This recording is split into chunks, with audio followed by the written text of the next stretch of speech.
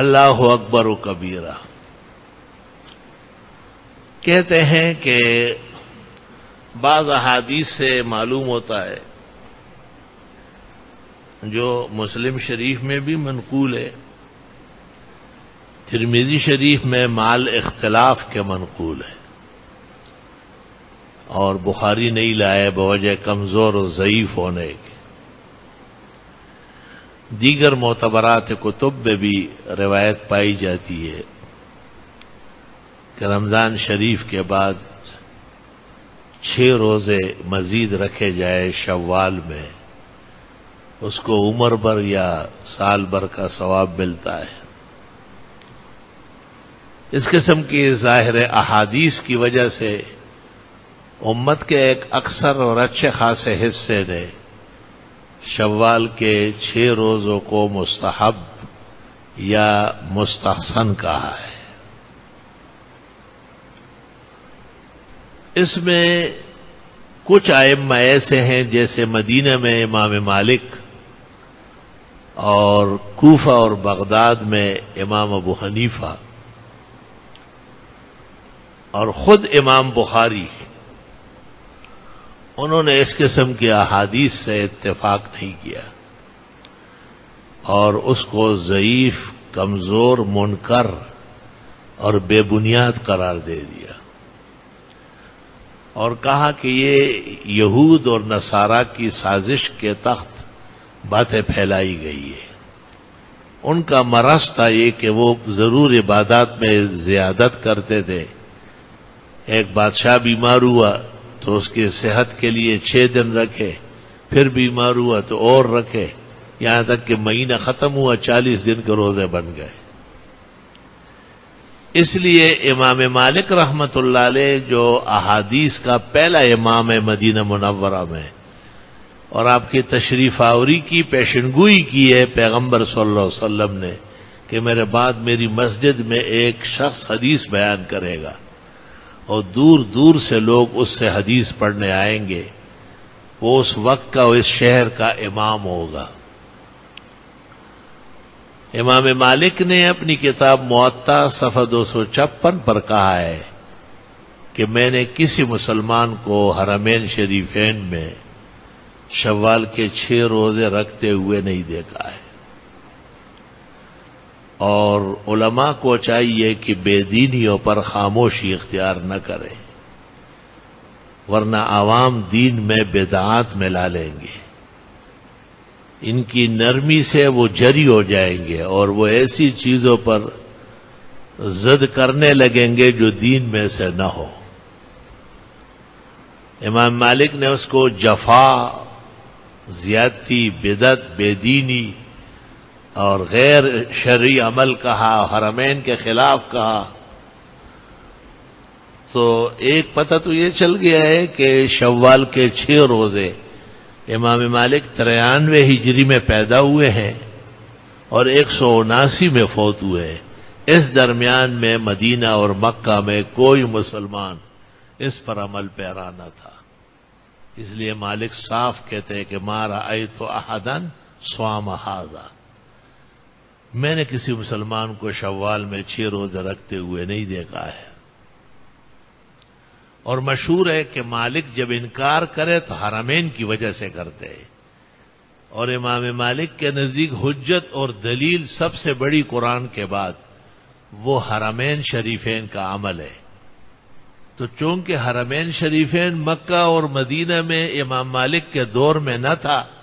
ان کے استاذوں کا عمل نہیں تھا، ان کے زمانے کے علماء کا نہیں تھا، اور جب انہوں نے سنا کہ اس قسم کی روایتیں سنائی جا رہی ہے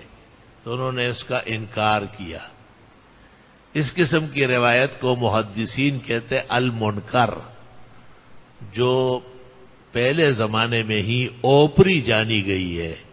اور اس پر تعجب کیا گیا ہے.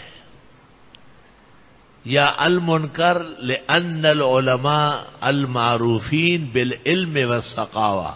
ہم انکروها، مضبوط اور بڑے علماء نے اس کا انکار کیا ہے.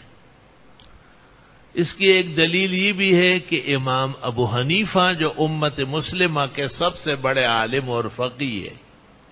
انہوں نے بھی کہا کہ یکرہ صیام ست من شوال مطلقا سواء کانت متتابعتا او متفرقا، فتاوی ہندیہ، فتاوی تاتاریہ، فتاوی بزازیہ، فتاوی قاضیہ، البحر الرائق، النہر الفائق، تبیین الحقائق، معدن الحقائق، فتح القدیر اور بحر میں تو ناجائز روزوں میں وہ روزے جو مکروہ ہے اور نہیں رکھنا چاہیے، کہتے ومنہا صیام ست من شوال، شوال کے 6 روزے بھی ناپسندیدہ ہے یا مکروہ ہے یا یہ اس قبیل میں سے ہے جو نہ رکھے جائے۔ بعض بزرگان دین نے ظاہر روایات کو دیکھ کر اجازت سی دی ہے، تو علماء نے وضاحت کی کہ امام ابو حنیفہ، امام مالک اور امام بخاری شوال کے 6 روزوں کے صراحتاً منکر ہے، نہ وہ اسے عبادت کہتے ہیں اور نہ اس کے ثواب کے قائل ہے، بلکہ وہ یہ سمجھتے ہیں کہ امت کے علماء کا فریضہ ہے کہ عوام کو اس بے دینی اور جہالت سے منع کر دیں۔ اس لیے حنفی کتب میں معتبرات میں لکھا ہے کہ اگر کسی نے کہا ہے کہ رکھ سکتے ہیں تو وہ بعد کے لوگ ہوں گے۔ متقدمین 400 سال تک فقہاء و محدثین سب کے سب متفق تھے کہ شوال کے 6 روزے ناپسندیدہ ہے اور یہ نہ رکھے جائے۔ بعض علماء دین کہتے ہیں کہ درمیان میں تو عید آ گئی ہے، فصل ہو گیا، اب رکھے جائے، تو امام صاحب کہتے ہیں مطلقاً سواء کان متتابعا او متفرقا۔ بعض علماء کہتے ہیں کہ اکٹھے 6 نہ رکھے جائے، ایک دن رکھ کے ایک دن نہ رکھے، 2 دن رکھ کے 3 دن نہ رکھے۔ امام اعظم سے اس کے خلاف بھی موجود ہے کہ اس کی بھی ضرورت نہیں ہے، یہ بھی شوال کے 6 روزے ہی بنیں گے، اور چونکہ وجود نہیں ہے اس روایت کا اعلیٰ تحقیق حسب الاسانید والثقات والرجال، اس واسطے امام بخاری رحمت اللہ علیہ سے جب پوچھا گیا کہ آپ نے حدیث ستہ شوال روایت نہیں کی، تو انہوں نے اس میں ایک راوی ہے سعد بن سعید، اس کا کہا مجھے شرم آتی ہے کہ ایک ایسے شخص کی حدیث نقل کروں جس کا کام ہی جھوٹ بولنا تھا، اس لیے میں ستہ شوال سے اتفاق نہیں کرتا۔ امام طحاوی رحمت اللہ علیہ کی کتاب ہے، اور اصول السنہ کے نام سے بھی ان کی ایک کتاب ہے، اور ایک اصول الصغیر بھی ہے، کبیر بھی ہے۔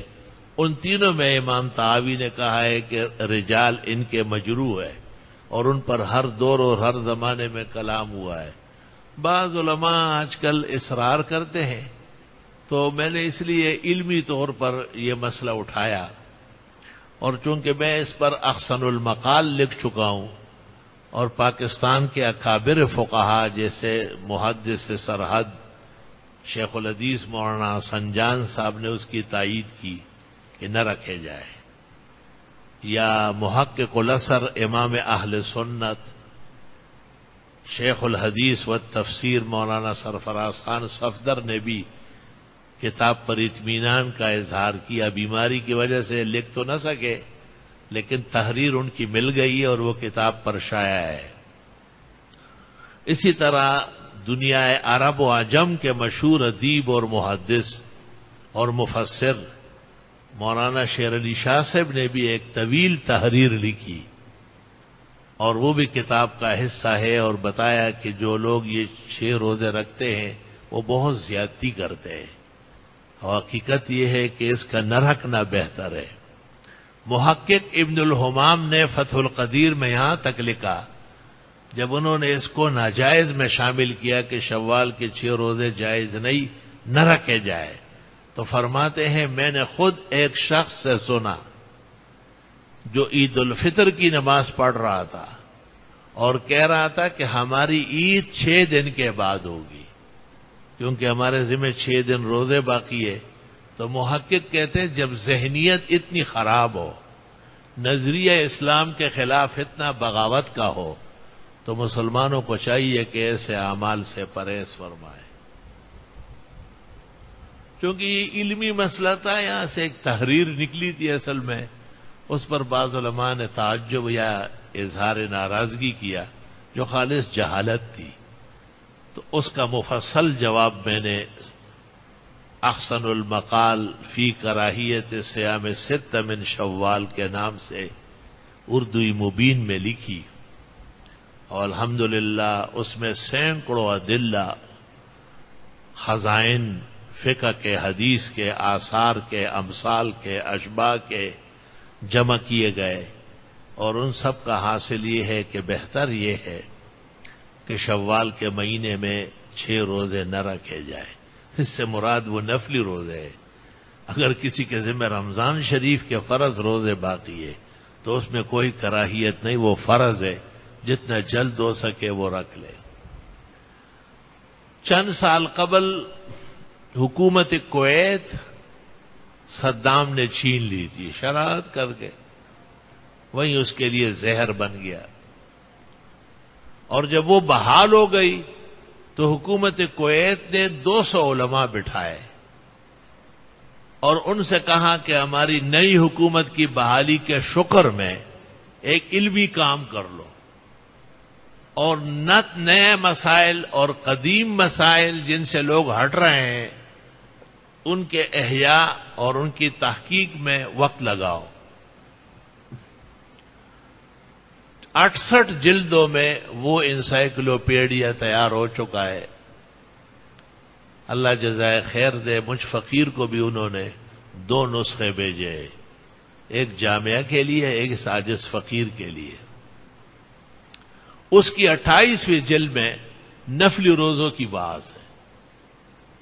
اور اس میں شوال کے 6 روزوں پر طویل کلام ہے. اور اخیر میں لکھتے ہیں کہ تحقیق سے پتہ چلا کہ شوال کے 6 روزے نہیں رکھنا چاہیے. سلف صالحین متفق تھے کہ یہ مکروہ ہے،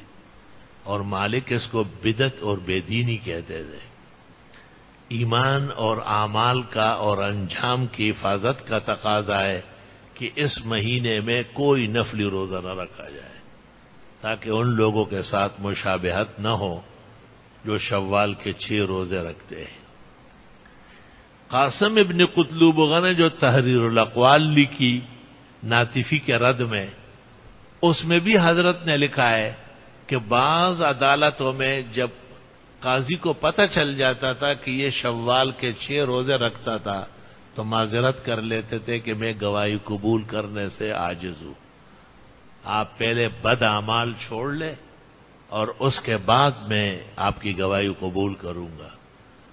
تو جب سلف صالحین میں اس قدر ناراضگی ہے تو ہماری بھی یہ گزارش ہے کہ شوال کے 6 روزے مکروہ یا بدعت یا منکر یا نامناسب ہے، بجائے رکھنے کے نہ رکھنا بہتر ہے. فقہ کا ایک اور قاعدہ بھی ہے. فقہا کہتے اذا دار الامر بین السنت والبدعۃ فترک السنت اولا، لأن ارتکاب السنت مستحب لیس بفرض والاجتناب عن البدعۃ فرض. فرماتے ہیں ایک معاملے میں جب اختلاف ہوا کہ یہ سنت ہے یا بدعت تو چھوڑنا پڑے گا. کیوں؟ کہ ہر سنت کا عمل ضروری نہیں ہے، اور ہے بھی تو ثواب کے درجے میں، لیکن ہر بدعت سے بچنا فرض ہے. تو فرض کی موجودگی میں ثواب یا استحباب یہ کمزور مسئلہ ہے. احسن المقال میں 36 کتابوں سے میں نے یہ ثابت کیا کہ یہ اسلام کا مسلم اصول ہے. باقی اختلاف تو رہتا ہی ہے علماء دین میں. بعض لوگ کہتے ہیں جی حدیث ہے،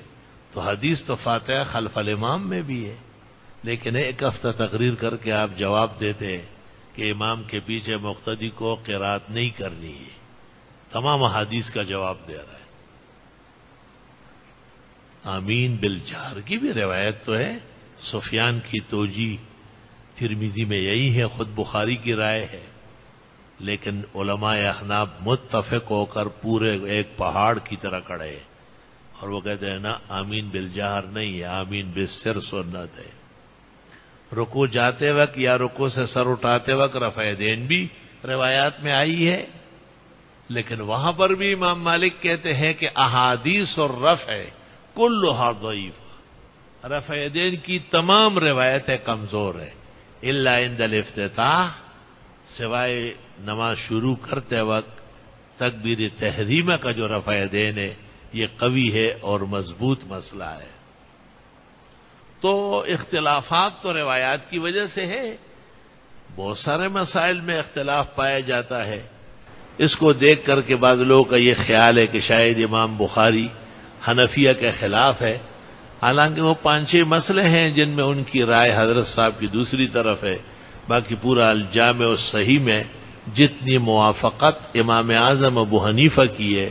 اتنا کسی اور کے ساتھ نہیں، یہاں تک کہ امام الازہر مولانا انور شاہ صاحب رحمۃ اللہ علیہ نے کہا کہ امام بخاری احناف دنیا کے سب سے بڑے مؤید ہے۔ شاہ صاحب کے الفاظ یہ ہے کہ فمن جعلہ منہم فلاشباعہ وکثرت جنوحہ الیہم فموافقاتہ مع الحنفیہ لیست بأدون من موافقاتہ مع الغیر فلذا لأقولن انہ رحمہ اللہ کان حنفیا۔ بہرحال ہماری تحقیق یا جن کتابوں اور بزرگوں پر ہماری بھروسہ ہے ان کی یہی تحقیق ہے کہ شوال کے 6 روزے نہ رکھنا بہتر ہے، اور بھی اسی آسمان سے آگے آسمان اور بھی ہے، بزرگان دین ہے، علماء ہے، مشائخ ہے،